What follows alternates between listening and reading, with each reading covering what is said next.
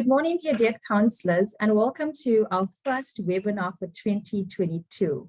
I am sure it has been a fantastic start to the year thus far, with the COVID numbers decreasing and the economy starting to slowly grow again. So guys, we have a very exciting topic for today's discussion. It's the task team agreements that's brought to you by the National Credit Regulator.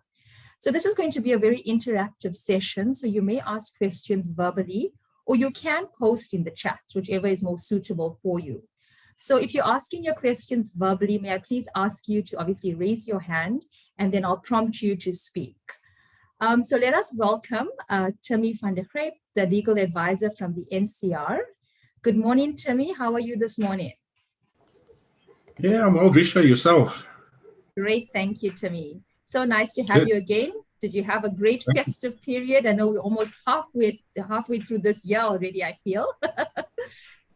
Yeah, no, we had a good holiday, and I was off for 6 weeks, well deserved, I think. But we're back, and it will probably be the last webinar that I have with you guys. I'm leaving the regulator, so let's enjoy the session. All right. Okay, so guys, we have to get all what we can out of Timmy this morning. So over to you, Timmy. Yeah, thank you. Is my presentation up? I think it is. All right. Welcome, everybody. Thank you for joining us. I see there's a lot of old faces here. Reinhard, Wendy, Willem.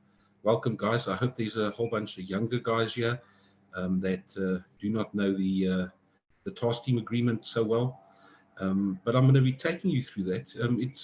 It's very old, as you would all know. It comes from 2010, and I'll give you some background on it.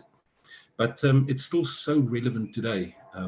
So I think it's very important for everybody just to be reminded of the task team agreements, what it means, and what it contains. So what I'm going to be taking you through today is the purpose of this webinar, why the task team agreement on the 10th of March, 12 years after it was published initially. I'm going to take you through some background of it. I'll take you through the circular of 2015, the Anechois, the contents of the task team agreement, what should you take away from the session today, and then we'll take some questions. I think there's questions also. Yeah, your presentation is not showing. Can you just share it again? Okay.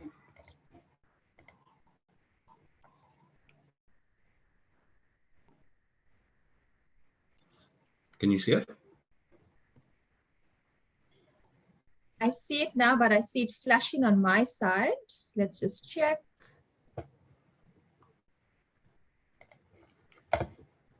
Shannon, can you see it clearly? There we go, Timmy. It's fine now. Thank you. Awesome. Yeah, my computer was used by Noah to put the elephants in the ark, so I'm not surprised. Right, let's carry on. All right, purpose of this webinar, we were requested during the last CIF, and I think it was the 10th of December last year, to again reiterate the task team agreement and the contents thereof to the industry. So in response to the requests at CIF during December, we are hosting this webinar. And it's also to show the NCR's commitment to the task team agreement, as well as the contents thereof to the industry. And what we want to encourage is, let's get back to the basics. We did some investigations on debt counsellors late last year. And what was very clear is that the basics has gone lost in debt counselling. And I think if we can all get back to basics, which is the task team agreement, the industry would be so much better off, and consumers would be so much better protected. Right, Circular 2 of 2015, I hope you all had a good look at it before this morning. If you did, you will get much more, from the session. Now, if you would all recall, I had a discussion with Alan yesterday, on debt counselling in 2007. And I asked Alan the question, how long did that first consultation took you, when you started debt counseling? And, he said, I think he said 2 hours. I recall some of these sessions went on for 4 hours, that first consultation with consumers, back in 2007, 8 and 9. Because it was just so, nobody knew what was going on. There was a moratorium from the courts that did not want to hear debt review matters. There were backlogs that went on for years, where the court said, you know what, we just cannot hear these matters. We don't know what we are adjudicating upon. And, in my discussion with Alan yesterday, it was very clear that we went a very long way from 2008, 2009 up to now. From the more salted guys, that there was then the Duplessis Declarator that came out, and then the whole implementation surrounding that declaratory order, where the debt counsellors, the applicant, and so on. So that is the time in which the task team agreements came to be. All the industry players came together, and I think I saw one or two of the people that were on the task teams at that time in this meeting. And they all come together, credit providers and all the rest of them, and they said, well, what is the practical issues? How can we reach agreements on issues that are problematic within the industry, especially operational? And that's where the task team agreements really came from. It was the industry coming together, solving the problems that the drafting of the NCA left, as well as the lack of operational guidance that the National Credit Act gave, during that time. So it was actually revolutionary. And, at that time, we were wondering who's the applicant in applications. And today we are, having debates over guidelines issued on DHS updates by the regulator. So I think, we've come a long way. And the basis of coming that long way, the car that we drove in from that time, was the task team agreements. And that's why we think it's extremely important that this be reiterated again to the industry, that the younger guys are afraid in the issues surrounding it, and also of the history of it, because a lot of people were not around at that time, so they did not know what absolute chaos was in the industry. So in 2015, 2014, through the CIF and subcommittees, and with the changes that came into the industry during 2014, and that was the NCAA, the Amendment Act, where a whole bunch of stuff was amended. The NCR decided to appoint a subcommittee to review the task team agreements at that time, and to update it in relation to the 2014 amendments. And that's why Circular 2 of 2015 was issued, codifying the task team agreements and setting it out to everybody in a circular form, as to what the task team agreements stated, what the amendments were, and what the annexes are of it. It addresses at length the operational and process weaknesses that appeared in the Act and in the operation of law at the time. And it has been the industry guidelines since January 2015. Now, if you sit in my seat and dealing with all the queries and everything that happens every day, I refer to the task team agreement almost every day. Where there are industry issues or where there are court issues, this is the document that we go back to. And I suggest that you keep that, you print that, you put that on your table, and refer to it often, because it is really, really a practical document. And it really addresses a whole bunch of issues surrounding consumers, the interaction with credit providers, and so on. So read it again, make some time to affair yourself with it, and I think use it often, especially with credit providers, because why is it called agreements? It's called agreements because there was a whole bunch of issues on the table at the time. I actually saw the original working papers a few years ago, And it had a whole list of issues that that was problematic. And each issue was tackled one by one, and agreements were reached, multiple agreements were reached over multiple pages of problems between especially debt counsellors and credit providers as to how to deal with these day-to-day issues. And that's why it's called agreements with an S, because it's codifying multiple agreements that was reached between debt counsellors and credit providers at the time specifically. It's applicable to DCs and credit providers, PDAs, and the credit bureaus, and it's encouraged that non-compliance be reported to the NCR. Please also just remember it's voluntary non-statutory measures, because the NCR do not have the power to issue law or regulations, and that is why it is contained within a circular format. Now, these 5 sections within the task team agreements, it's called Anechois.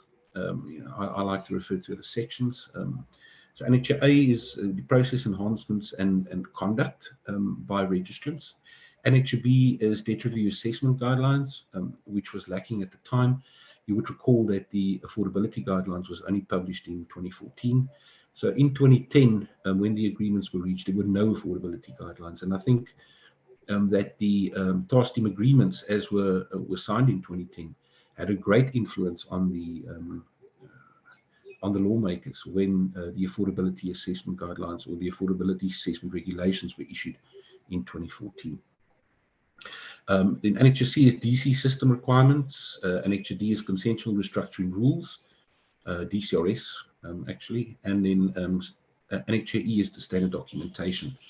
If any of you wonder where the format of the COB comes from, it's actually from here, because the Act did not put in what a COB should look like, and the COB that you request every single day and that you receive every single day, the format is actually from the task team agreements, and that is how relevant this is to everybody still today, because it's part of our day-to-day running of the debt counselling practices.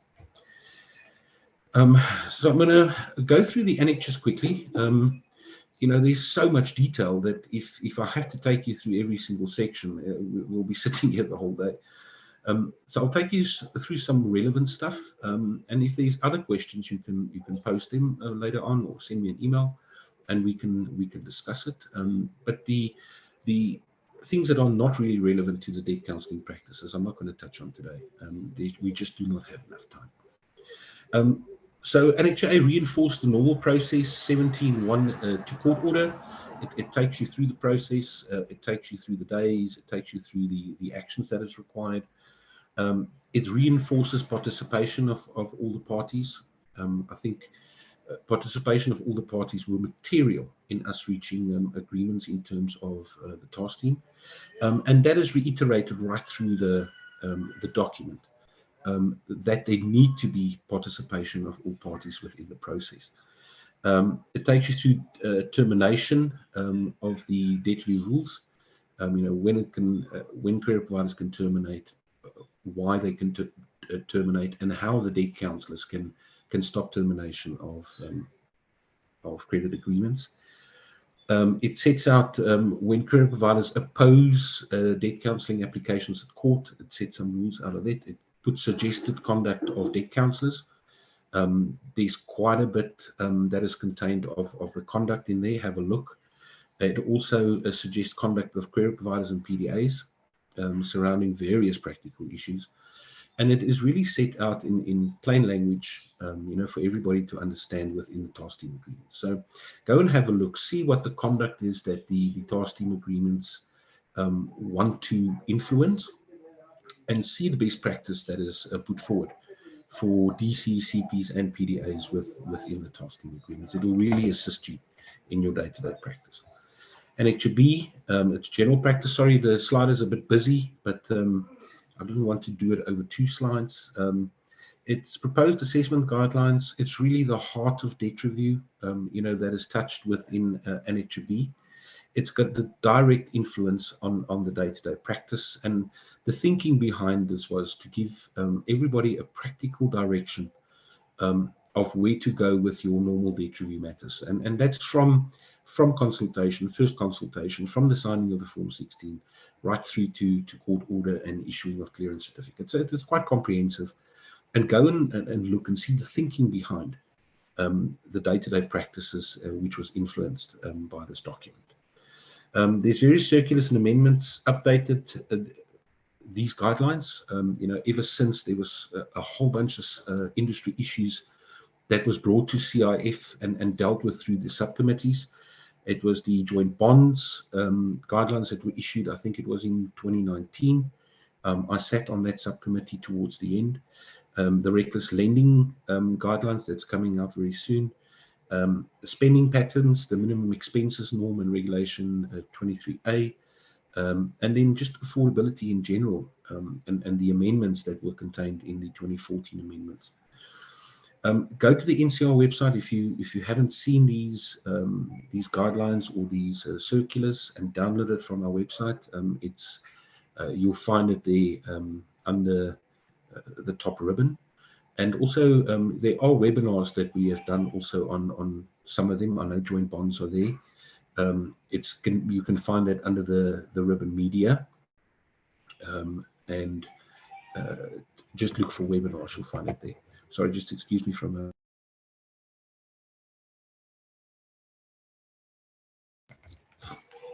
sorry about that, guys. And then I think special attention should be paid in NHGE to 4 specific areas.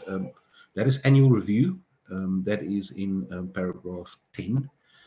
The subcommittee is currently sitting on that to really look on how annual reviews should be conducted, when they should be conducted, how they should be conducted, and how the process after annual review should be done. So that is chaired by BASA, and I think we are very close to the end of that document.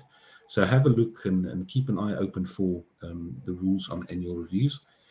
Then short-term insurance, we really see that this has become a problem in recent times, where the short-term insurance or credit life insurance is not contained within the proposal. We'll get to that a little bit later. And where these things have lapsed, and especially now during COVID, it became very, very, very apparent that a lot of debt counsellors do not understand how to deal with the credit life insurance within the proposal. And a lot of insurance policies lapsed, which caused great angst for long-living spouses, where consumers have died and the credit life insurance was not in place. So I think it's very important that we look at that. Maybe we'll look at issuing a refresher circular and a set of webinars on that. But really go and have a look at the short-term insurance, especially in the Act and in the task team agreement, to see where it needs to be in your proposal and how you should be dealing with it. Interview with consumers, that's paragraph 14.2. Looking at and speaking to consumers that's got complaints that they bring to the NCR, they indicate that I was not informed properly, and especially with the recent change in the explanatory note to the withdrawal guidelines, where the courts found against what we were arguing. It is very important that the consumer is upfront aware of what they need to do, where they need to go, how they exit, how long they're going to be under debt review and so on. So it's very important to look at paragraph 14.2 of NHGE, and let's get back to the basics. Let's get back to the consumers knowing what they're getting into, knowing what they need to do, and knowing their role within debt review. Just because you go on a debt review and you have a debt counsellor does not mean that your financial position is no longer your problem. And it's clearly set out in the task agreements. Go through that again. Take the younger staff through them, and show them how it needs to be done. And then obviously revised budgets as well. That's also in there. So have a look. It's quite extensive, and that'll really assist you in your day-to-day practice. NHGE and NHGE, it in effect establish DCRS. The thinking behind the rules and the benefits it seeks to achieve is set out quite clearly in NHGE and D. What the system should take into account, the treatment of credit agreements, discounting fees and interest concessions, that's where it all comes from. Overall fair treatment of all parties. You will find that a great principle within the task team agreements is that there should be fair treatment of everybody. So if one credit provider's interest has been reduced to make it solve, that concession should be applied to all the credit providers equally. And I think that's really the crux of the TTA is the fair treatment of all parties by agreement. So have a look at that, and then really keep that in mind when you do proposals and when you negotiate with career providers. That fair treatment should be on top of the list of things that you need to observe. And then also maximum extension of terms. There is a single page to make it easy for everybody to see what the maximum extended terms are, and they're all different: mortgage, bonds, VAF accounts, and so on. There has been enhancements to that in recent times. Where DCRS was developed to include balloon payments and extended the terms for such balloon payments. So have a look at the circular. There's been a circular issued on that. So yeah, that is NHGE and B. It's very technical, so I'm not going to get much into that. Then NHGE, like I said before, it has a direct impact on your day-to-day practice. It's the standardization of the forms that not occur within the regulations of 2005. So it's your certificate of balance format, your proposal format, income expenses summary format, your PDA payment plan summary format, career provider acceptance format, and there's a glossary of terms as well of how you should interpret the language that was used within the task team agreement. So it really affects your day-to-day practice. It really runs your day-to-day practice. The forms that were developed at the time, and it works very well. There were additional changes to that with Section 126B, for an example, in 2014. You would recall that the courts were saying, we do not want to hear matters or grant debt review orders because we don't know if debt has prescribed. And that's when discussions came about on including the prescription indicator in the COBs. But the format was retained. It was just an additional section that was put into it. So that's NHGE. What to take away from this webinar? Guys, I think always keep debt review simple. With all my discussions that I have daily with registrants, we always go back to basics, especially when we have an extremely complex issue, which seems to be the case these days. Get back to basics, and the basics are in the task team agreement. Be open and honest with consumers. Honesty is the best policy, and again, I'm going back to my discussion with Alan Manchin yesterday. Where I asked him, Alan, how many complaints did you have to the NCR, where consumers say that you put them under debt review without their consent? And he said, no. And I said, why? He said, because I'm open and honest with the consumers. And that's true for a lot of you that is on here, Golner, Reinhard. Open and honest is the best policy with consumers, and if they know what they're getting into, and they know what is expected of them, and they know what is expected of you, the stress levels are just so much lower, and the chances of you being reported for whatever else is so slim, because the consumers trust you, and the consumers know that you are working with them and for them for their best interest. Follow the rules. The guideline that was issued last week was a direct consequence of the rules not being followed for a majority of matters. And these things make everybody's life a bit more difficult, especially the regulator. And then I think train all your staff on the task team agreement. Sit with them, take an Anechois a month or whatever, especially with the junior staff. Sit them down and say, all right, guys, let's go through the task team agreement in patches. It's important to go through it. It really sets out, why we are here, why we are practicing, and why we're getting up every morning. So I'm really encouraged that has been done. I've been in contact and speaking to the training service providers to see if they can't do refresh courses on the task team agreements.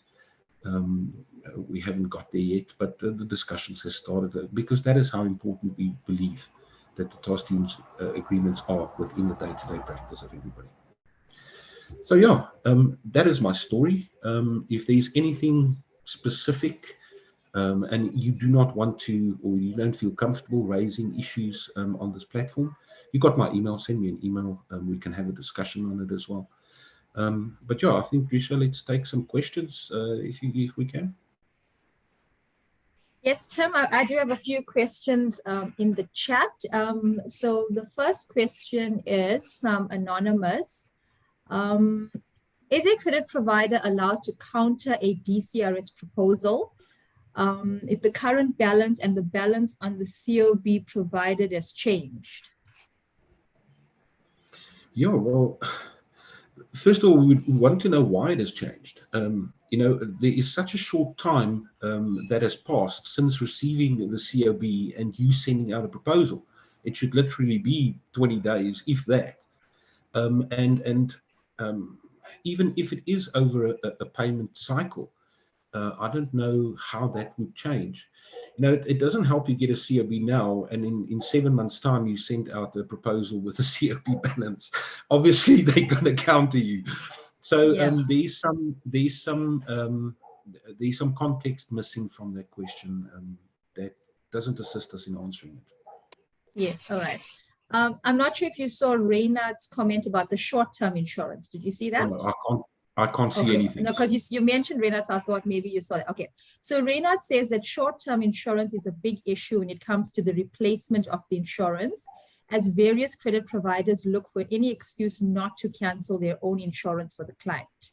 Then when we try to make a claim where the insurance has been left out with the credit provider, the CP states that's a different department and simply don't help. So he says they've got plenty of issues. Who do they report this to? Do they take it up with DCASA to take it further, or with the NCR directly? Yeah, I think the rules of replacement of insurance policies are very clear. It needs to be, surrounding the same benefits that was received under the first insurance policy. And it cannot exceed the price that was requested or that was paid for the replacement. So I don't think the rules are complex surrounding it. If I can recall from your question that you asked, it says that it is the credit provider's insurance itself. So obviously there's some issues surrounding self-serving, of income that has been replaced. And you can expect that there would be some issues surrounding that. I did not have really issues surrounding replacement insurance in recent times. I think take it to DCASA, put a position paper together as to the problems and send it. Let's push it through CRF and let's have a look. But in recent times, I have not had issues surrounding replacement insurance. Yeah, Timmy asks if they can get guidelines to the credit providers that they should adhere to the fact that they should cancel insurance. Is there any guidelines out there? He mentions a few CPs, but I won't mention it on this platform. But yeah. Remember, insurance is not really covered by the National Credit Act, and people that selling insurance and people changing insurance and so on and so on does not fall within debt counselors. I mean, debt counselors are not qualified to give consumers any advice on insurance whatsoever. So they can make a referral and to someone that is properly qualified.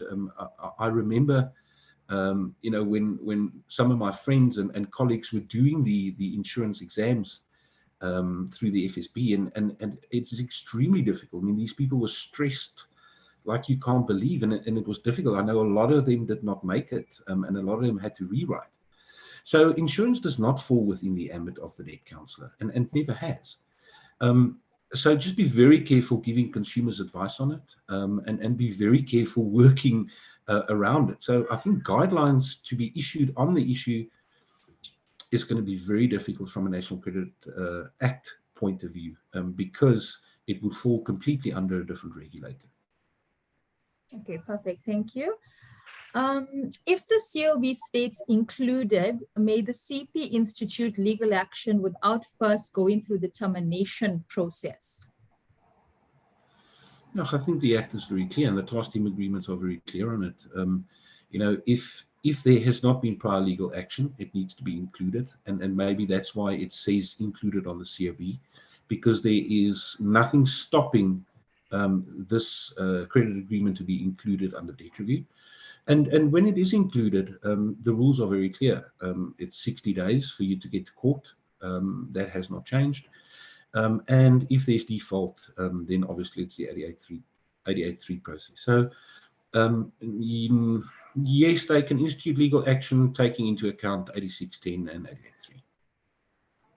Thank you, Tim. Claudette asks, creditors are countering DCRS proposals on bonds in general. We accept counters because the type of the account, but how do we address this with creditors? Like, I'm not going to give the name again.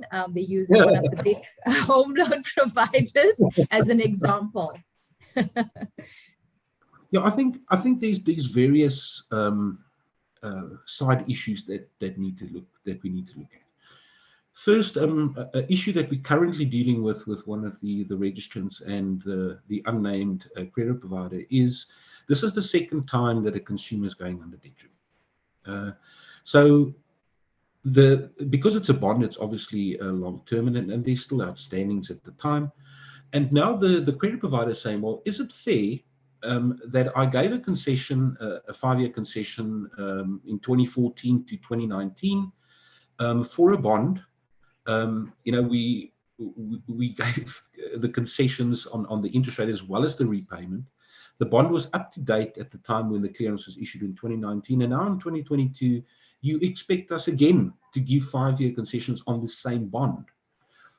Is that fair? And that's the fairness discussion that we currently have. Second one, that is normally the case, is where there's not 80% of the repayment that is offered. I've seen some proposals that is absolutely horrid, and whether the original repayments were 12,000 Rand and the debt counsellor is offering 1,000, that doesn't even cover the interest, even under concessions. So there's so many moving parts, and I'm so active within the bond and the VAF space because of the disruption that the losing of the asset will cause to the consumer. So I'm very active in that space, and where you see that the debt counsellor or the consumer is unfairly treated by any credit provider for any agreement, bring it to my attention, bring it to our attention, and we'll look at that. And as I say, because it's a bond, I'm very active within that space, and every bond termination or bond conflict that there are, I always try to get involved, and I always try to solve it, because just the consumer just cannot go and lose their house. That's just so not the point of why we're here. Absolutely. All right, Tim, Mark asks, micro lenders often do not cancel debit orders. Some will only cancel after 17.2 accept or final proposal, which results in several payment plan issues.